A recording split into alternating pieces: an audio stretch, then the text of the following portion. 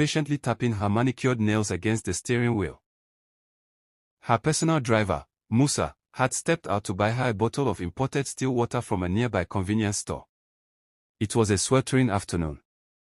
The air shimmered with heat.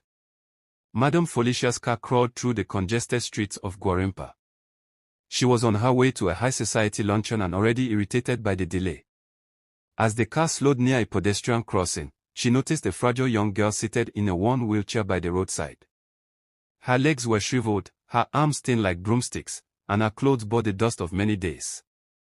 A small plastic bowl sat in front of her, barely containing more than 50 Nigerian nairas. Madame Felicia narrowed her eyes in disgust. The girl dared to roll closer to the car and stretch out her hand. "Auntie, please, anything you can give," she whispered, her voice barely audible. Felicia's eyes darkened. She rolled down the window, then, suddenly, flung her door open and stepped out in her 6-inch heels. Her black gown shimmered under the sun, her gold bangles clinking with every movement.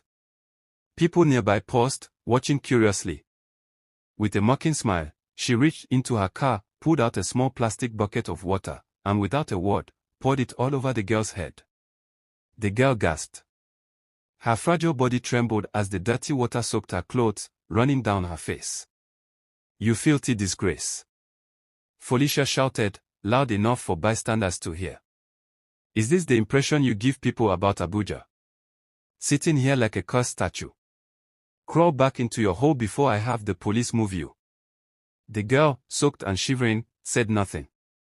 But as Madame Felicia turned to return to her car, a soft voice followed her. "You have mocked the wrong soul, madam. The God of the lowly will answer." Felicia scoffed and drove off in a cloud of dust.